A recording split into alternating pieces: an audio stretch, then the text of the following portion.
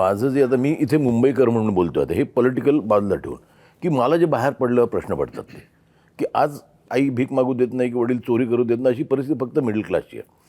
त्या मिडल क्लाससाठी काय म्हणजे आज आपण म्हणतो की बाहेर रस्त्यावर फिरा फुटपाथ आता आम्हाला लहानपणी सांगायचं आहे की the pedestrian should walk on the footpath नाहीच आहेत फुटपाथ चालणार कुठे. आज शाळांचे एवढे प्रॉब्लेम आहेत. माझं म्हणणं आहे की कॉर्पोरेशनकडे एवढ्या शाळा आहेत त्या एवढं बजेट आहे मुंबई कॉर्पोरेशनचं त्या अत्याधुनिक का केलं जाऊ नये. आता कसं आहे आणि आज डिजिटल एज्युकेशन झालं आहे असंही नाही की टीचर्स चांगले पाहिजे आम्हाला टीचर्स चांगले मिळत नाही.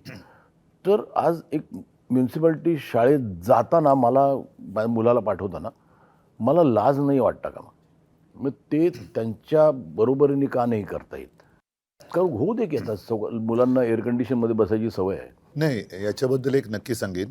हां अगदी एअर कंडिशन नसेल पण साधारणतः 2010 पासून मी अभिमानाने सांगेन की देशामध्ये मुंबई महानगरपालिका ही एकमेव महानगरपालिका असेल की तिने अत्याधुनिक यंत्रणा किंवा सुविधा वापरायला लागले. व्हर्च्युअल क्लासरूम म्हणजे काय केलं आम्ही साधारणतः एका विषयामध्ये महापालिकेच्या शाळेमध्ये एक चांगला शिक्षक किंवा शिक्षिका कोण आहे त्यांना बोलवण्यात आलं आणि एका स्टुडिओतून 10वीच्या विद्यार्थ्यांना एका स्टुडिओतून त्या शिकवायच्या किंवा शिकवतात. आणि हे शिकवणं म्हणजे मन की बात नाही प्रश्नोत्तर होतात.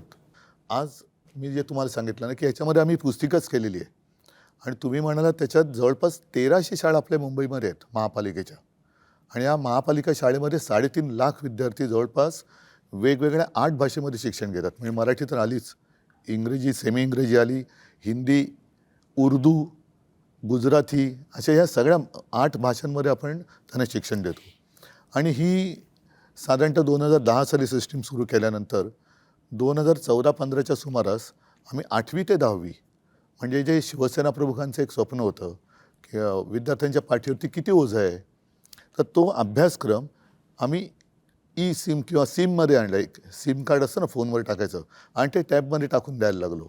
त्याच्यामध्ये बऱ्याचशा गोष्टी ह्या ॲनिमेटेड होत्या म्हणजे मुलांना पटकन समजायचं की काय काय एखादी गोष्ट आपण दाखवू शकत नाही की समजा एखाद्या ग्रहाला इतके चंद्र आहेत त्या चंद्रावरती वातावरण कसं असेल अशा काही गोष्टी आपण प्रत्यक्षात दाखवू शकत नाही. त्याचं ॲनिमेशन करून ते त्याच्यात टाकण्यात आलं.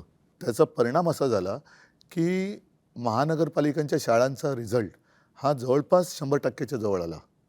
आणि आता तुम्ही जे म्हणताय ना पहिल्या प्रथम महापालिकांच्या शाळांमध्ये ॲडमिशन पाहिजे म्हणून चिठ्ठ्या मागायला लोक यायला लागले आणि ॲडमिशनसाठी लोकांच्या रांगा लागायला लागल्या. बऱ्याचशा मी बघितले म्युन्सिपल स्कूल्स बंद होऊन तिकडे काहीतरी वेगळं करायचं होतं ते नाही. ह्या त्याही शाळांबद्दल आता हे गेल्या 4 वर्ष त्या तक्रारी वाढल्यात. पण अगदी SSC तर आहे, CBSE ICSE वगैरे या सगळे अभ्यासक्रम आपण त्या शाळांमध्ये आणले. आता गेल्या 4 वर्षात काय झालं आहे माझ्या माहितीप्रमाणे उद्धव साहेब मुंबईत ते लोन आलं काय माहीत नाही पण विदर्भातल्या काही सरकारी शाळा गौतम अडाणींना दिलेल्या आहेत. चंद्रपूर, गडचिरोली. म्हणजे आपलं महाराष्ट्राचं शिक्षण खाते इतकं सक्षम नाही. नाही आपण मुंबईपुरतं बोलताना नाही सांगतो ना ह्या सगळ्या गोष्टी गेल्या मी तर म्हणेन 4 वर्षात जास्त प्राधान्याने देण्याचं हे ठरवण्यात आलं. म्हणजे चंद्रपूरमध्ये एक शाळा दिली त्यांना एक दिली आता एक वरून पुढे जातील ना ते. ही सुरुवात मुंबई महापालिकेमध्ये सुद्धा जर त्यांचं येणार नाही म्हणा सत्ता पण मग सगळं त्यांचं खाजगीकरण करतील. हॉस्पिटलचं खाजगीकरण करतात ते आपण रोखलेलं आहे.